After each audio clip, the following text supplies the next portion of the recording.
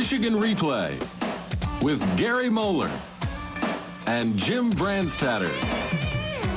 Defeats Maryland 45-17. See what happens when you beat somebody big? They buy us new chairs. So that's the way I like it, Jim. That's right. We just keep winning. If you win your next 8, we'll probably get real coffee cups now. Right. Yeah, real coffee cups or maybe a couch or something. Yeah. 45-17 was the final, and yet it really wasn't that big a blowout, was it? No, Jim, and, you know, I don't want to get down on a team or anything. When you win 45-17, you got to feel good. But we didn't do it the way that we wanted to do it. We stalled a little bit offensively. But yet I felt going in, and I talked to you about it earlier in the week, that Maryland is a fine defensive football team. And I think in the second half, our defense came through, got the big plays for us, which really helped. Well, the defense, talking about big plays, you got one to open the game, which really helped. Exactly, yeah. Martin Davis here on a big interception and ran it back into the end zone. Runs a little like you do, Jim. No, I was much quicker. You were quicker. I never wore high tops. That really bothered me. Well, you can imagine a kid gets a hold of a football that never even thinks about touching one, then scores a touchdown. He did a great job there, no question. But what hurt you maybe the most, in fact, Maryland ran on you, which you didn't expect to have happen. No, and this is the thing we never want to have happen. You know, we want a passing team to pass the ball, as crazy as it sounds, but we don't want this thing to happen because then you don't know what to defend. And it puts your play calling and a lot of things in neutral, so to speak. You're just at a loss. And they made a lot of room around your ends, but they were attacking the outside backers, weren't they? Right. They got a good drive there. And see, sometimes, Jim, you're dropping those outside backers so they get caught in a catch-two situation, but they settled for a field goal here. We're into the second quarter. You finally, again, start to run the ball, and then you fumble. Then we fumbled the ball. And they were tough against the run, but, excuse me, obviously you can't drop the ball. And maybe we should have gone to the pass a little bit early, but things worked out. Here they just throw one up for grabs. That's one of 6 turnovers that we had. And Veda makes a nice run back now, here. Veda looks like he runs more like me. Right. I agree there. But the thing is, you put pressure on the quarterback, gambled with the blitz, and it paid off in this instance. Exactly. We got him to throw it away. Then we come back on the very next play here. Elvis fakes. Good block by John Vaughn here on a blitzing linebacker. And Desmond makes a great catch on a well-thrown ball. But, you know, you have to do those things when they're going to sit up there and play run all day. Is that one of kind of like what you like to do? You make the big turnover and try to come back right away and hit the big play? Yeah, you don't want to fall into a pattern there because people anticipate that sometimes. There's Tripp on a good blitz pressuring their quarterback to get him to throw it away. Did that a lot with Tripp, didn't you? Right, exactly. We brought him and it paid off. They got us one time on it. Here's Elvis throwing over the middle of D-Bolt on the same pass that was picked off earlier. Elvis floated a little bit, throwing very well here, though. And again, the throwing game in this instance now opens up the running game somewhat because they were stacked up to stop the run. Yeah, when they're running what we call downhill and those linebackers are just running into the backfield, it's hard. There's Desmond has a fine move here. And the other thing, Jim, is, you know, 21-1, Desmond Howard and Derek Alexander are fine athletes. And if we don't find ways of getting them the ball, it's a big mistake. John Vaughn breaks this off for a touchdown. 21-3 at this point, and you got to be feeling like, okay, things are going a little bit better because I'm running the football. Right, and we're up 21-3. We get great field position here. Force them to punt. Tripp fields the ball, brings it back, and drops it. Now we're in trouble. You want to talk turning point in the game and what kept it close, that was the play, right? Exactly, yes. You know, Tripp has been doing a good job running him back, trying probably too hard there, and then drops the ball. Now they're going to work this down into field position, score a touchdown. Here's another one of those runs. Those things, you know, we just can't accept. And they run hard. These guys are good. Here's Vaughn. This is one of the highly recruited backs of a couple years ago out of Maryland, and he's had knee surgery and just came back really for our game. There's a fumble, and Eric Knuth picks it up, and that was Tripp again on that blitz. Yeah, right. You run the blitz, they try to run into the blitz, and they turn it over to you. But again, you can't do anything with it. This had to be really frustrating. Right. There's another time where you could knock them out here, but we don't get it done. They come back then and start moving the ball through the air on you just before the half. You got to think like, man, what's going on? Exactly, and when there's a great catch for them, but then you get in a position where you're going to be up 21-17, and 7 of those points we got was on an interception. Now they come down. Here's the big play, and this one was an ill-advised throw at best by their quarterback. Oops, right. I'm sorry, the next one. Yes. That's right before halftime here. And he goes to the corner, and Lance Donton gets it. Lance made a good interception here. And sometimes, Jim, you know, you say, well, this guy's throwing so many passes and completing them. And when you're just throwing them, those things happen sometimes. 21-10 at halftime. 7 came from your defense. You're saying, this one isn't over. I got some room to go. And the thing, we tried to make a couple adjustments in the running game, which we thought we did that was going to work, and then they even came heavier. And as you look back, you know, we want to be able to run the football, and we're going to stick to that. We're a little stubborn at times, but we know if you can run the ball. Sounds familiar. Yeah, you were brought up under that. But we know if you can run the ball, you're going to win a lot of games, and you got to stop the other team from running. But again, if they're running downhill with those linebackers, as I indicate, we got to throw the ball some over the middle. Well, it gets tighter for Michigan in the second half as Maryland comes back. We'll be back. We'll take a look at the second half highlights when Michigan Replay continues. Flew right to the tight end. I was there, and that was quick 6 right there. This is my first one. First touchdown, first interception, everything. Yeah.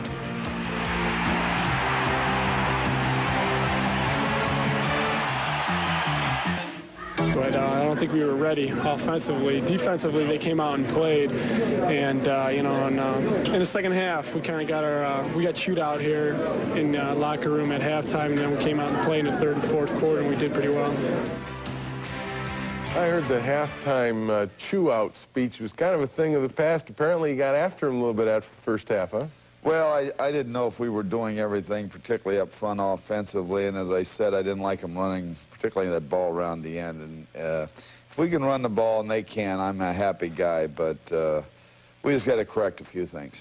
Well, the second half started, you got the ball because you deferred and then can't do anything with it. And then all of a sudden, your worst nightmare starts to happen. Exactly. Well, we thought we had straightened out at halftime. We didn't move the ball, as you said, and they go right down the field and score. Most of it was a little pass. This you don't mind too much. You were stopping the run a little better. Right. And but they hit 4 big passes here, and as you said, Jim, you know, they're throwing it around and they're catching it. Now pretty soon we're going to catch it, and that makes a difference. But here's a busted coverage, and they hit a guy wide open in a flat on a short pass, and he just runs too far. And he shouldn't be that wide open. No, no.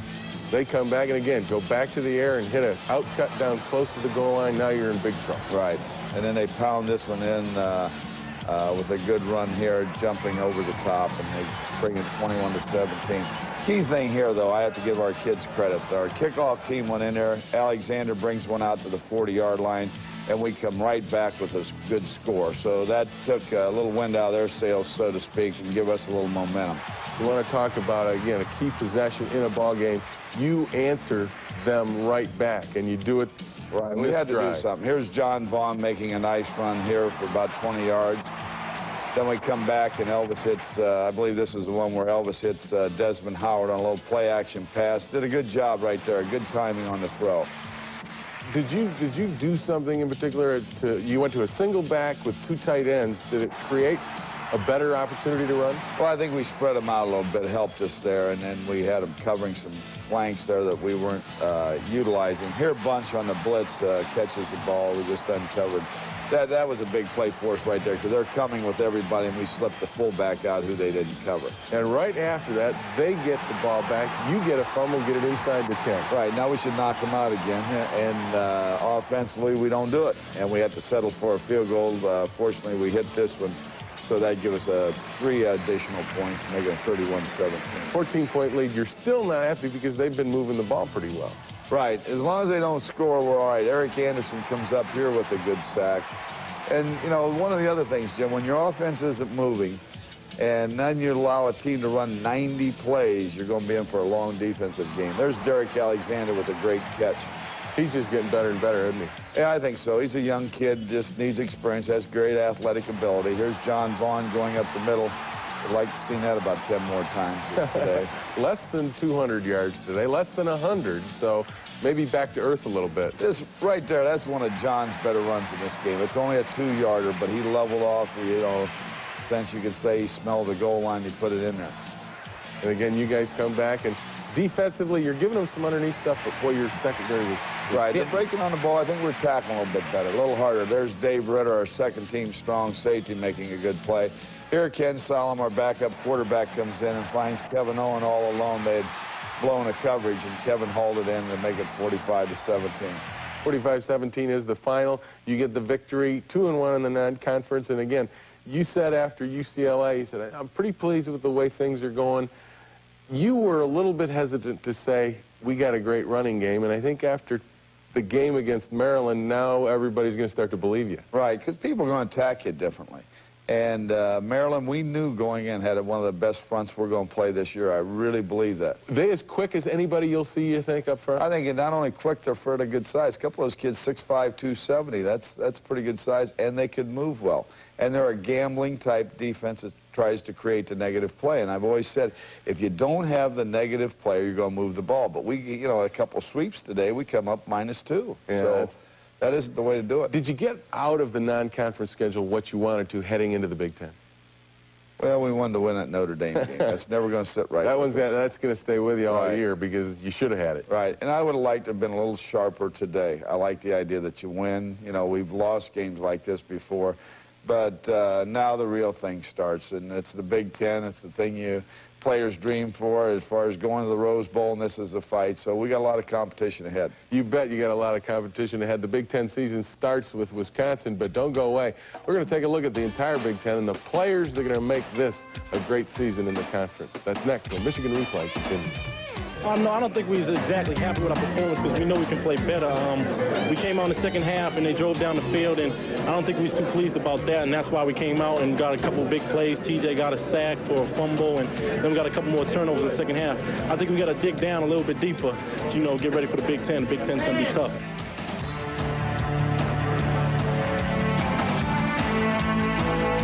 Will run into a pair of the better defensive tackles in the league in Don Davey and Dan Batch. They are the strength of Barry Alvarez's new and improved Badger defense. But if you want to look at who's loaded, look to Illinois. 9 All-Big Ten first-teamers return this year, and 5 of them call Champaign their home. Nose guard Mo Gardner is maybe the league's most dominant defensive force, but they've also got Derek Brownlow, Mel Agee, Henry Jones, and Marlon Primus returning as all-league talent. Iowa also has a leg up on the defense with 3 outstanding returnees. First-team selection, Jim Johnson joins second-teamers Merton Hanks and Matt Rulin as a threesome that will lead Hayden Fry's Chargers into the conference schedule, and they'll make an impact on an improved Iowa team. Michigan State has built the program under George Perlis on defense, and this year shouldn't be any different. Carlos Jenkins is an outstanding outside backer, and Mike Iaquinello solidifies their secondary. At Ohio State, outside linebacker Alonzo Spellman exploded into the league as a freshman last year, and this year they're expecting Lawrence Taylor-type plays from him. Purdue's defense may be a bit soft in some places, but not at middle linebacker, where 2-time All-Big Ten performer Darren Treve makes big plays on a regular basis. Up front at Minnesota, the Gophers look to Mike Sunvold for big plays, and more often than not, he delivers in a big way. And at Indiana in the secondary, Mike Dumas has been a fixture for 3 years, and in this, his senior year, he'll be playing at his peak. There's no question the league is talent-laden on defense, and the Wolverines must meet all the players just mentioned. On offense, the picture doesn't change much. There are plenty of guys who can hurt you, and the job of stopping them won't be easy. Big offense is usually led by veteran quarterbacks, and in the conference, that means you look to Michigan State, Ohio State, and Iowa. The Buckeyes' Greg Fry is experienced and smart and a huge asset to John Cooper's crew, while Spartan Dan Enos has a full season under his belt and a much better handle on the Michigan State offense to freewheel and make the pass a more potent weapon. Hawkeye Matt Rogers had a rough season last year, but he gained valuable experience and is much improved. The running backs in the conference seem to come in pairs. Iowa's Tony Stewart and Nick Bell are the most dangerous 1-2 punch. But don't look past Michigan State's Tico Duckett and Highland Hickson, who give the Spartans a very potent ground game. Ohio State fullback Scotty Graham is the Bucs' bread and butter guy, but he's joined by freshman Robert Smith to give Ohio State tremendous balance.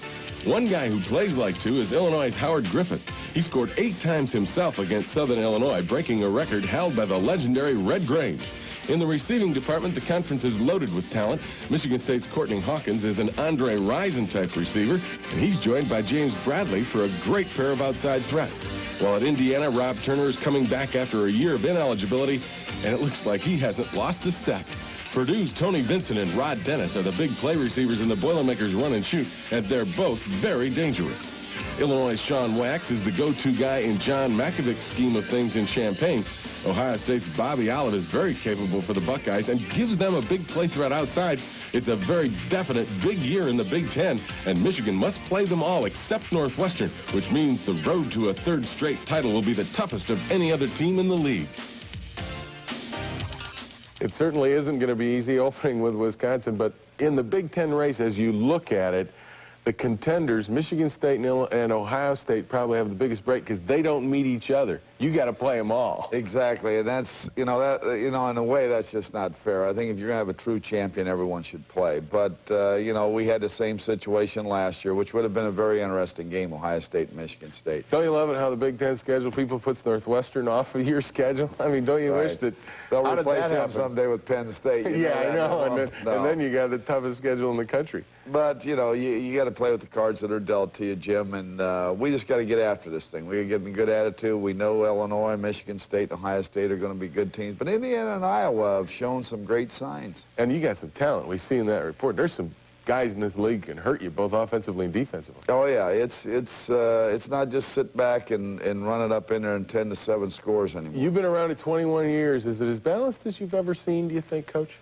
Well, I think it is, Jim. And, when we started 10 years ago and we started eliminating, or the grant and aids are not eliminating them, but cutting the numbers down, that spreads out the talent a little bit. And, yeah, there's a lot of balance today.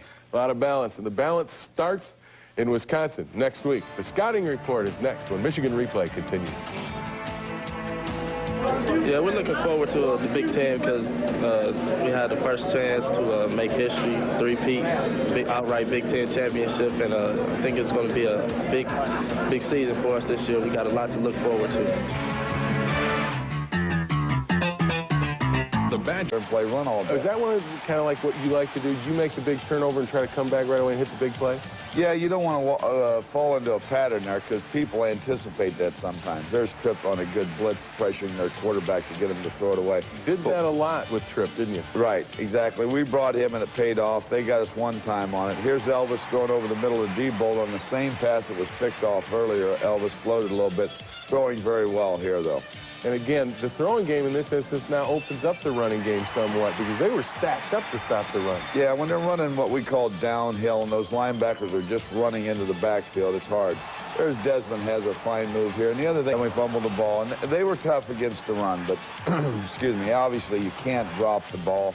And maybe we should have gone to the pass a little bit early, but things worked out. Here they just throw one up for grabs. That's one of 6 turnovers that we had.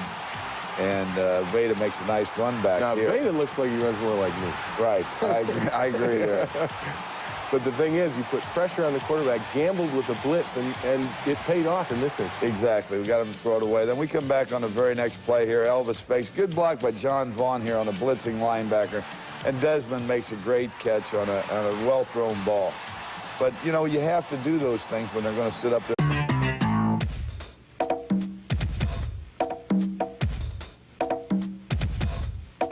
Michigan Replay with Gary Moeller and Jim Brandstatter. Defeats Maryland 45-17. See what happens when you beat somebody big? They buy us new chairs. So that's the way I like it, Jim. That's right. We just keep winning. If you win your next 8, we'll probably get real coffee cups now. Right. Yeah, real coffee cups or maybe a couch or something. Yeah. 45-17 was the final, and yet it really wasn't that big a blowout, was it? No, Jim, and, I don't want to get down on a team or anything. When you win 45-17, you got to feel good. He did a great job there, no question. But what hurt you maybe the most, in fact, Maryland ran on you, which you didn't expect to have happen. No, and this is a thing we never want to have happen. We want a passing team to pass the ball, as crazy as it sounds, but we don't want this thing to happen because then you don't know what to defend. And it puts your play calling and a lot of things in neutral, so to speak. You're just at a loss. And they made a lot of room around your ends, but they were attacking the outside backers, weren't they? Right. They got a good drive there. And see, sometimes, Jim, you're dropping those outside backers, so they get caught in a catch-2 situation, but they settled for a field goal here. We're into the second quarter. You finally, again, start to run the ball, and then you fumble.